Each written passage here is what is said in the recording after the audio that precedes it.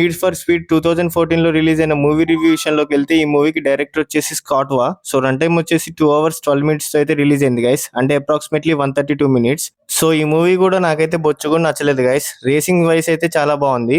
So మూవీకి biggest strength ఏంటంటే cars plus practical racing stunts. Story చాలా ప్రెడిక్టబుల్ గా ఉంటుంది.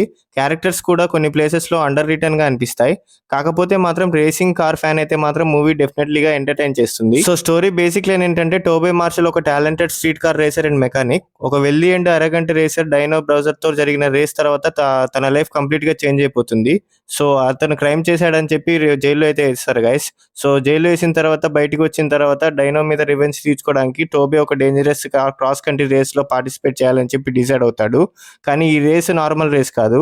Police, rival racers, bounty hunters అందరినీ అవాయిడ్ చేస్తూ లైన్ రీచ్ అవ్వాలి. సో ప్లస్ పాయింట్స్ ఏంటంటే super cars, practical car stunts, high speed chase sequences, good cinematography, Aaron Paul performance, cross country race concept, strong sound effects, racing fans కి satisfying moments. So ఈ మూవీకి ఇవైతే plus points guys.